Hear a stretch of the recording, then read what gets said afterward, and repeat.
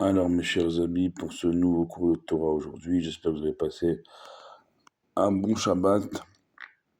C'était un Shabbat Mevachim, un Shabbat on a béni le nouveau mois de Iyar qui est entré ce soir, déjà, ce soir, demain et après-demain. 2 journées de Rosh Chodesh Iyar, un mois qui a les initiales de Ani Hashem Rofecha, je suis Hashem, ton médecin, ton guérisseur. Un mois dans lequel on va d'abord avoir cette semaine Yom HaZikaron et Yom HaAtzmaut. Puis la semaine prochaine, Pesach Sheni, la Hiloula de Rabbi Meir Baal HaNes et celle quelques jours plus tard de Rabbi Shimon Bar Yochai, Lag BaOmer,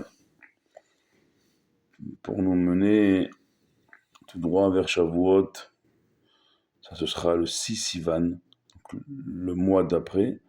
Avant le 28 Iyar, il y aura Yom Yerushalayim, le jour où Jérusalem a été réunifiée. Des dates comme ça dans ce mois de Iyar qui ont un rapport, un ancrage à la terre d'Israël, bien sûr, la ville, celle de Yerushalayim. Et on est également cette semaine paracha de Tazria, une paracha dans laquelle on nous parle lorsqu'une maman, elle a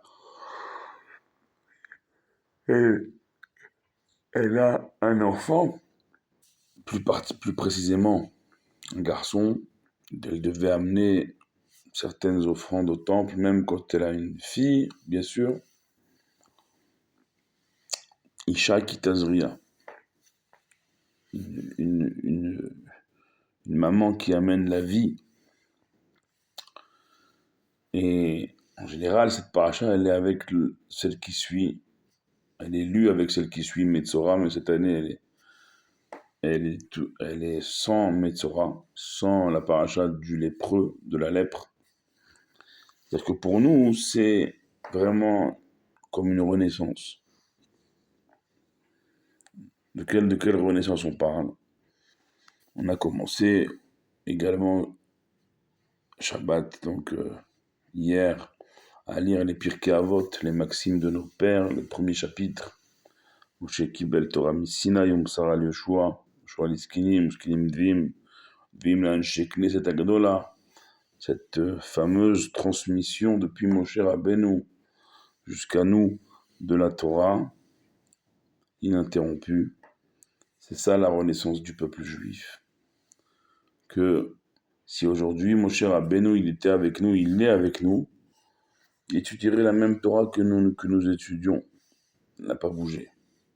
Et Dieu, Hashem, il nous dit, moi Hashem, Loshiniti, je n'ai pas changé. Et donc pour nous ici, l'enjeu, c'est d'appréhender cette semaine particulière où, notamment déjà après-demain soir, mardi soir, on va se recueillir sur Yom HaZikaron, le jour souvenir des soldats et des civils tombés pour la terre d'Israël, pour que Israël puisse continuer à exister. Et mercredi soir et jeudi, on basculera dans ce que les Israéliens savent très bien faire, du recueillement de Yom HaZikaron en une fraction de seconde à la joie incroyable mercredi soir et jeudi de Yom HaAtzmaut.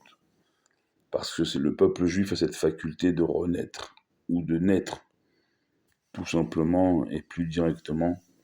C'est ça la paracha de la semaine. Mais dans cette naissance, ou dans cette renaissance, il y a des règles.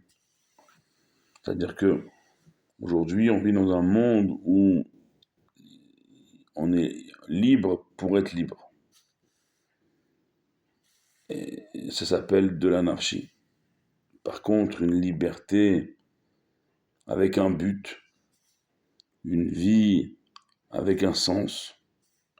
Alors là, oui, c'est une naissance qui portera ses fruits et qui amènera le garçon ou la fille à être bat mitzvah, c'est-à-dire à rentrer en responsabilité un peu plus dans la vie. Et ensuite, la vie se déroule, mais qu'au moins Isha Kitazri a les prémices, les graines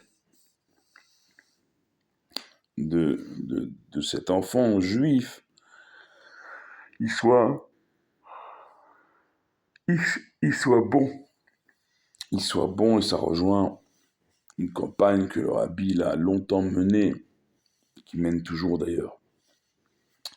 C'est le chinour, c'est l'éducation. Mais c'est important que chaque enfant juif, garçon comme fille, a une éducation juive. Bien, ces envoyés comme le Rav Moulé en France, Rav Azimov, Rav Shmuel Azimov, il n'avait de cesse, il ne dormait pas tant qu'il savait qu'il y avait un enfant juif qui n'était pas scolarisé dans une école juive. Quand l'enfant, par le chaliar, le travail du chaliar, avec preuve à l'appui, avait été enlevé d'une école non juive et avait été inscrit dans une école juive avec une éducation juive comme il se doit pour chaque enfant juif. Alors là, Rav Moul et Rav Azimov, Rav Shmuel Azimov, il dit à son chaliar, là tu peux dormir.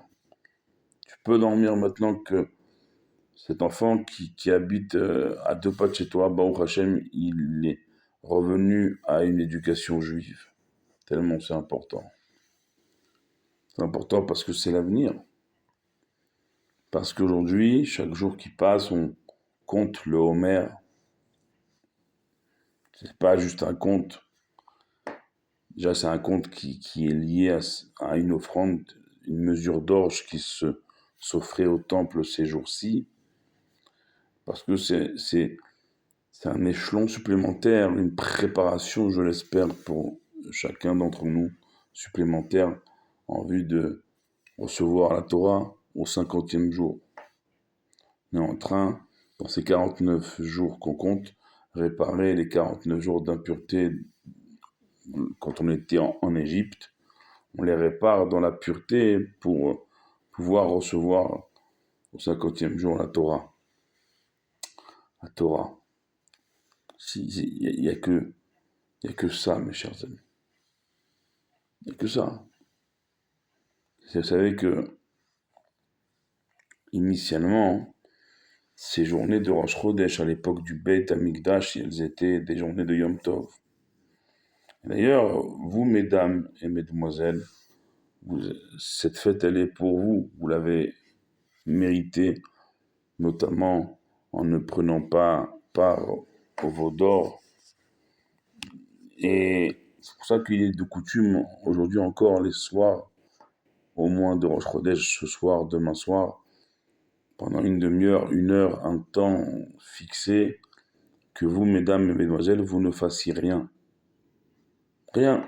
C'est votre temps à vous, en souvenir de ces journées de Rosh Chodesh qui étaient à l'époque du temps des journées de Yom Tov, complètement chômées. Et que cette fête, pour vous, mesdames et mesdemoiselles, elle vous est destinée, Rosh Chodesh.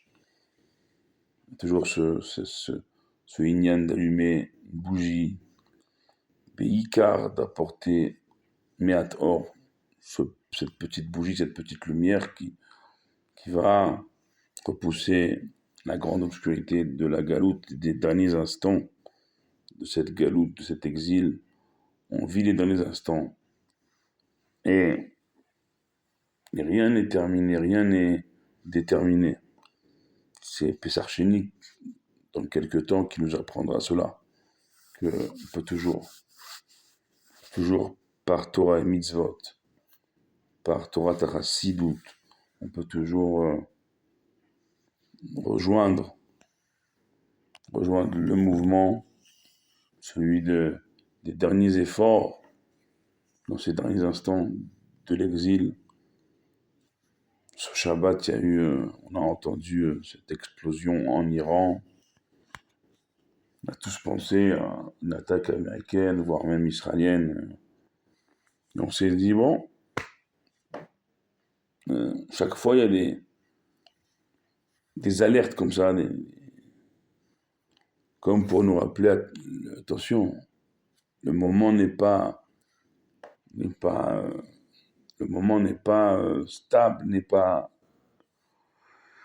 On vit sur une, on vit sur une cocotte minute. On vit sur une cocotte minute. On vit sur une terre, un monde, un contexte, une géopolitique qui est en ébullition constante. Et nous, dans cette ébullition constante, on doit rester droit, comme le rabbi dit, même si le sentier se fait de plus en plus étroit. Et dans cette optique-là, il faut étudier. L'imoud Torah, l'imoud Chassidut, combien l'étude c'est extraordinaire. Ça vous ouvre, ça vous fait sortir du tourbillon de ce monde, et ça vous élève.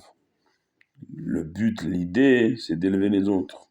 Comme on a dit, Pirkei Avot, que c'est une transmission de Moshe à Yoshua, Yoshua aux anciens, les anciens, les prophètes aux sages, aux membres de la grande assemblée, le Shekli Agdola, jusqu'à nous.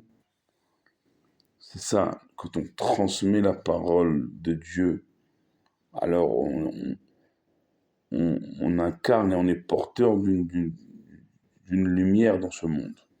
Nerot Le'air, comme on dit dans Chassidut, mais des lumières qui éclairent tout autour, c'est le but de chaque juif, que le rabbi, il considère chaque juif comme son propre envoyé, son propre chaliar.